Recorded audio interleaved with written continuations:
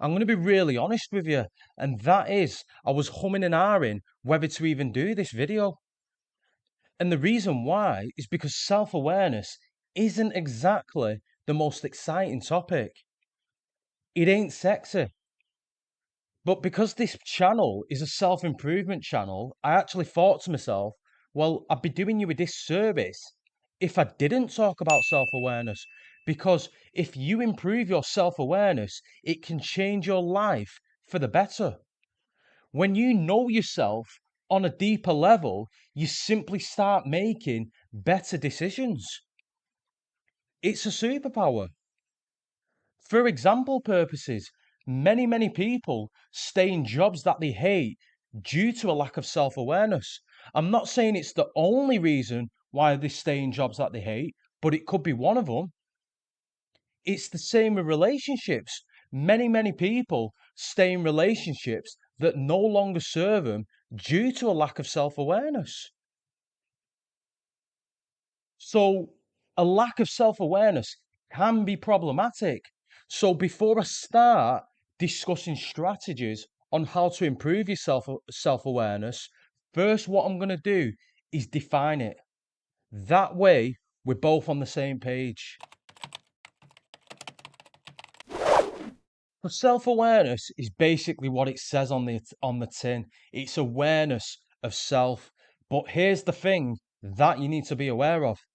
There's actually two types. The first type is internal self-awareness. The second type is external self-awareness. So internal self-awareness is basically knowing who you are. So it's having an understanding of how your emotions impact your decisions. It's knowing your values. It's knowing your strengths and weaknesses. It's knowing your internal motivations. To put it in an easy way, it's basically knowing what makes you tick as a human being. External self awareness is basically having an understanding of how people within your environment see you, and then using this information to basically just get along with people. For example purposes, the behavior and language that is acceptable on a building site is not necessarily acceptable in an office environment. So somebody with high external self-awareness will probably adapt and change their behavior to get along with people. So now that we know what it is, let's discuss 4 ways to improve self-awareness. I'm going to give you 2 ways to increase internal self-awareness and 2 ways to increase external self-awareness. With regards to improving internal self awareness, meditation is a powerful tool. And a lot of people overcomplicate it, but it's actually quite simple. You just sit down on the floor and stare at a wall. That is it. You don't have to breathe through your nostrils. You don't have to do any of that. You just sit down on the floor and stare at a wall. And you might be thinking to yourself, well, how does this increase internal self awareness? Well, what happens when you meditate, you're basically getting rid of all distractions. So you're left alone with your thoughts. And what tends to happen is when you sit down and meditate, random thoughts, random memories, emotions, bodily sensations will all just pop up. So you could say it's a way of connecting to yourself. And the key to meditation is really just surrender. You're surrendering to your thoughts. So let's say, for example, you're sat there meditating, just staring at a wall, and a situation that happened 10 years ago just randomly pops up. And your mind starts going off on one. Your mind's like, well, I should have said this or I should have done that, blah, blah, blah, blah, blah. Your job as a meditator is to basically let go. And how you let go is you bring your mind back to the present. And how I personally do this is I meditate next to an open window where I can hear cars driving past. So whenever I find myself running with a thought, I just tune in and listen to the cars that are driving past, and that brings me back to the present. So as you can imagine, if you do this on a regular basis, your internal self-awareness is drastically going to increase. As a nice little side effect, you're also probably going to be able to handle your emotions a hell of a lot better than the average person.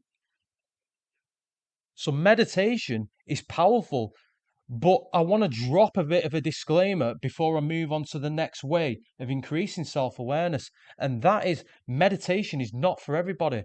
And the reason why that is because if somebody has got PTSD or somebody has gone through really traumatic stuff in their life, meditation can bring those things back up. And that can send people over the edge. So it's just something to be very mindful of.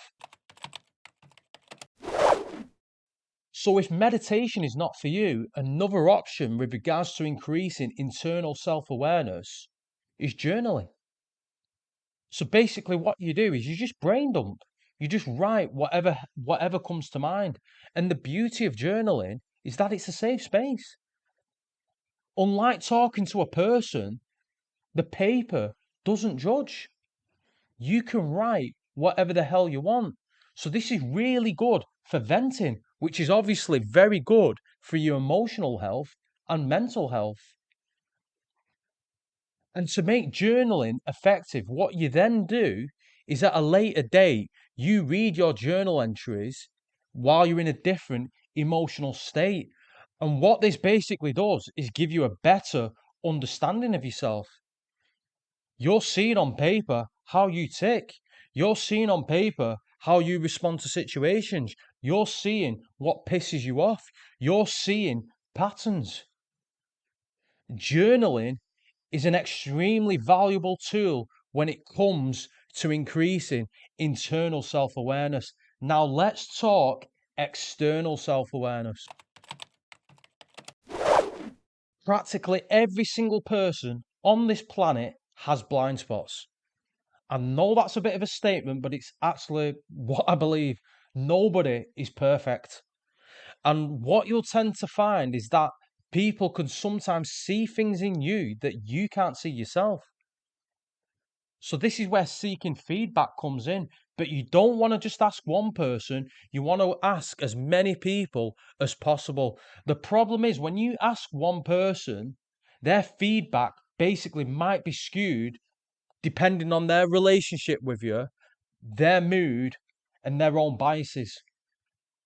So let's say, for example purposes, you ask 5 people something about you, and all 5 people are saying the same thing.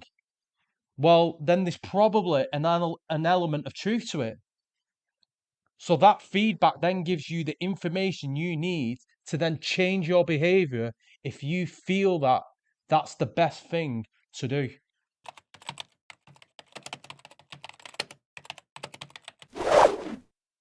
When it comes to communication, the majority of it is non-verbal. So this is body language, facial expressions, and so on. We are communicating all the time, even when we don't open our mouths. And how this ties in with external self-awareness is basically reading the room. So if you walk into a room and everybody's all quiet, let's say, for example, in a library, and you come in all jovial, all happy, and all shouty, that's probably not the best thing to do. That's if I seen somebody doing that, I would think to myself, that person lacks external self-awareness. They're not reading the room. And obviously, this has an impact on whether you're going to get along with people or not. Another example might be if a guy is just sat there alone with a scowl on his face with his arms crossed. If I don't know that guy, I'm probably not going to approach him. If I do know the guy, I might just approach him and crack a joke just to lighten up the mood. Again, it's reading the room. So to summarize basically everything that we've talked about, internal self-awareness allows you to be grounded. It basically allows you to know yourself. And when you know yourself, you will make better decisions. External self awareness basically makes you adaptive, which is going to help with regards to forming and building relationships. There is no self improvement without self awareness.